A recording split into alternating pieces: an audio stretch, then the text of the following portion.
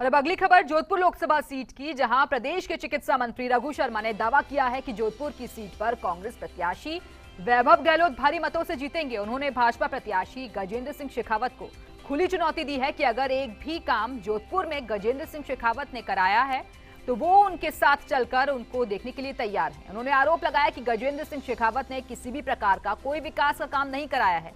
रघु शर्मा ने कहा कि जोधपुर के साथ हमेशा गजेंद्र सिंह शेखावत ने सौतेला व्यवहार किया है। फर्स्ट इंडिया न्यूज संवाददाता राजीव गौड़ ने राजस्थान सरकार के मंत्री चिकित्सा मंत्री रघु शर्मा से खास बातचीत की।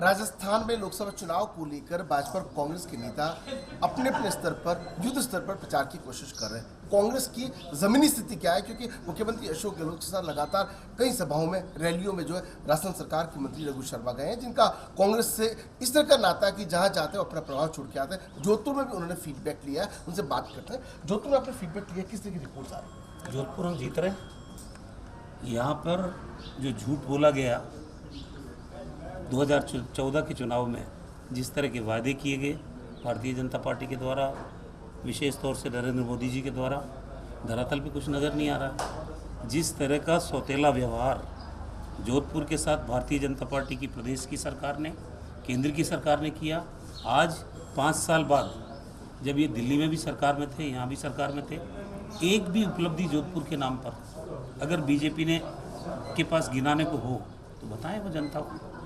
आज जिस तरह का वातावरण बना के बीजेपी चुनाव जीतना चाहती है, हम उनको कह रहे हैं कि मुद्दों पे आइए।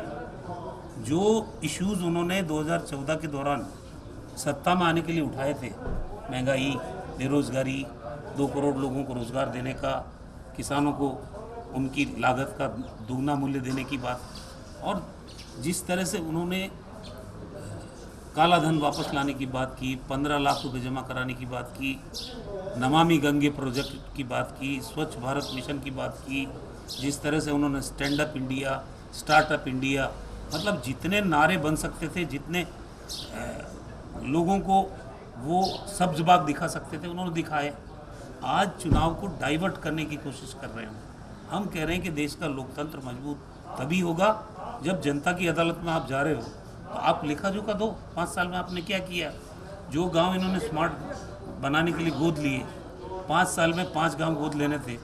मेरा तो ये सवाल बीजेपी के सांसद जो थे उस 5 साल, उनसे है कि उन गाँव में जाके वोट मांगने की स्थिति भी है क्या बीजेपी की? आपको लगता है 5 साल वर्सेस 15 साल का, क्योंकि वैभव गहलोत 15 साल से लगातार सच है, और जो गजेंद्र शेखावत 5 साल पहले बीजेपी के साधारण कार्यकर्ता भी नहीं थे, वो आरएसएस से जुड़ता। आपको लगता है कि 5 साल वर्सेस 15 साल का मुकाबला है? अब गजेंद्र सिंह जी जिस तरह की चुनाव के दौरान बातें कर रहे हैं, मैं समझता हूं कि ठोस आधार तो कुछ है नहीं उनके पास, कोई विजन नहीं है।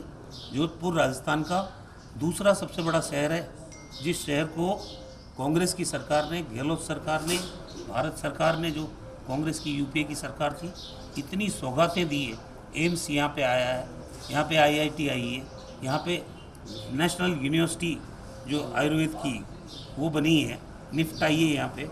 यहाँ जितना डेवलपमेंट कांग्रेस पार्टी ने कराया है, जवाब है बीजेपी के पास कुछ। तो आप देख सकते हो कि बहुत बड़ी बात निकल कर के साथ ही 40 सालों से लगातार जो साथ में रहे रघु शर्मा, उन्होंने एक वो बात की है जो ज़मीन से जुड़ी हुई है। गहलोत का जिस तरीके से पशुओं के लिए, अकाल के वक्त जो ग्रामीणों के लिए और जो कोशिश की, उस बातें निकल कर बाहर आई। और यही कहा है कि इसी भी एक वजह ये भी है कि 45 साल की राजनीति में कभी उन्होंने वैभव को इसलिए आगे नहीं आने दिया कि लोग ये नहीं कहते हैं कि वो अशोक गहलोत का बेटा इसलिए। अब 15 साल तक उन्होंने खुद ने मेहनत की है, तो अब वैभव गहलोत की अपनी छवि है। अब देख रहे हैं ये कि जनता जो है वो किस तरह का फैसला लेती है कि उनको कैसा जनप्रतिनिधि चाहिए। सो मानसिंह गहलोत के साथ Rajeev Gaur, First India News, Jodhpur.